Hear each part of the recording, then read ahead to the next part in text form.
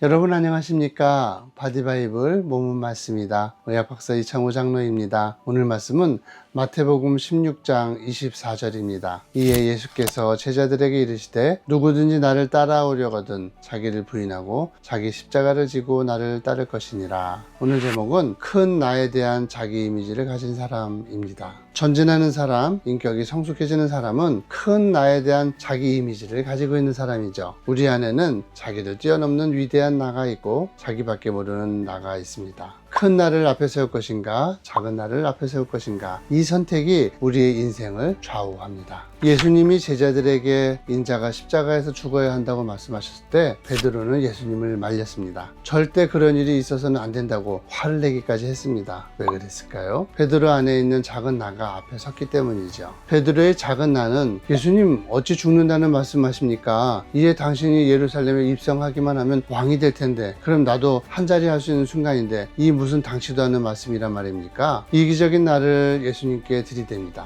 그러자 예수님께서는 그 작은 나를 향해 사탄아 물러가라 라고 하시죠. 그러시면서 누구든지 나를 따라오려거든 자기를 부인하고 자기 십자가를 지고 나를 따르라고 하십니다. 작은 나를 부인하고 큰 나를 들어올리라는 것이죠. 내가 가는 길은 작은 나로 갈 수 없다. 큰 나로 가야 한다. 마리아 앤더슨이라고 하는 유명한 성악가가 있었습니다. 그가 노래를 하면 사람들은 열광을 합니다. 당신의 엄청난 노래 실력의 비결이 무엇입니까? 사람들이 물었습니다. 그러자 마리아 앤더슨은 이런 유명한 말을 남겼습니다. 제가 무대에 설 때 저는 작은 나를 버리고 큰 나를 세워서 노래하는 장면을 상상합니다. 노래 끝났을 때 사례금은 얼마일까? 사람들이 나를 어떻게 환해줄까? 생각하는 작은 나는 내려놓고 이 무대에서 사람들의 영혼까지 침투해 들어가는 영감 있는 목소리를 내는 큰 나를 상상하면서 노래를 부릅니다. 그림에는 전경이 있고 배경이 있죠. 배경이 흰색 도화지라면 검은색으로 되어 있는 자전거를 그리면 자전거가 전경이 됩니다. 흰색 도화지에 그려진 검은색 자전거를 내밀면 사람들의 눈에는 전경만 보이게 됩니다. 흰색 배경은 보이지 않고요. 검은색 자전거만 눈에 들어오게 되죠. 우리가 어딘가를 걸어갈 때 너무도 반가운 사람이 내게로 걸어오고 있다면 우리의 눈에 주변은 싹 사라집니다. 내게로 걸어오는 그 사람만 눈에 들어오게 되죠. 나라고 하는 자아에 내가 어떤 자아를 전경에 내세우느냐에 따라서 나라고 하는 사람의 전체성이 결정되는 것입니다. 고등학생 때 신앙을 깊게 체험한 사람의 고백입니다. 그는 자신의 신앙을 글로 표현해 두기를 좋아했습니다. 자신이 만난 하나님을 글로 쓰면 한없는 영감에 사로잡히기도 했죠. 어느 날 그는 기도하면서 글을 쓰는데 자기 자신을 휘감기 시작하는 어떤 영감에 사로잡히게 됩니다. 그는 성령에 이끌려 노트에 글을 써내려가기 시작했습니다. 그리고 마침내 그 글을 통해서 터져나오는 고백이 있었습니다. 나는 소리이다. 나는 소리이다. 나는 진리를 외치는 소리가 될 것이다. 라는 이미지였다고 합니다. 그는 자기 자신을 소리라고 하는 자기 이미지로 인식을 한 것입니다. 그는 생각했습니다. 내 안에 어떤 의미가 들어온다면 나는 그 의미를 외치는 소리가 되겠구나. 그런 그는 신학을 하게 되었고요. 어리석게도 사회주의 사상에 빠져서 무신론자가 되었습니다. 교회를 떠나고 교회를 공격하는 안티크리스찬이 되었습니다. 그는 그렇게 무신론적인 사고로 20년 가까이 살았습니다. 다시는 교회로 돌아갈 일이 없다 확신했습니다. 그런데 그의 내면에는 그가 가진 사상보다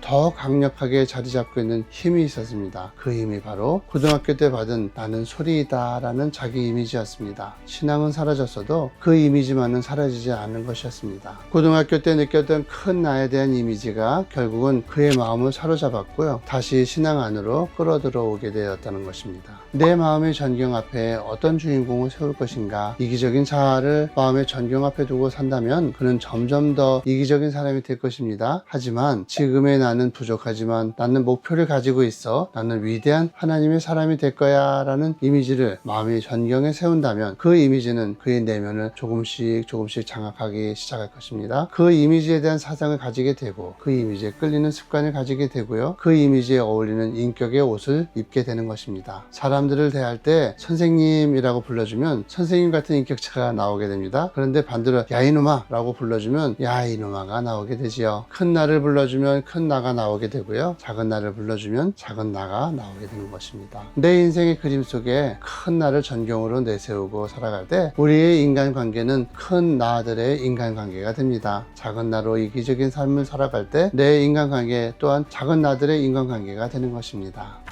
이상으로 선한 목자를 따르고 싶은 이창호 장로였습니다. 오늘 작은 날을 버리시고 큰 날로 살아가시기 바랍니다.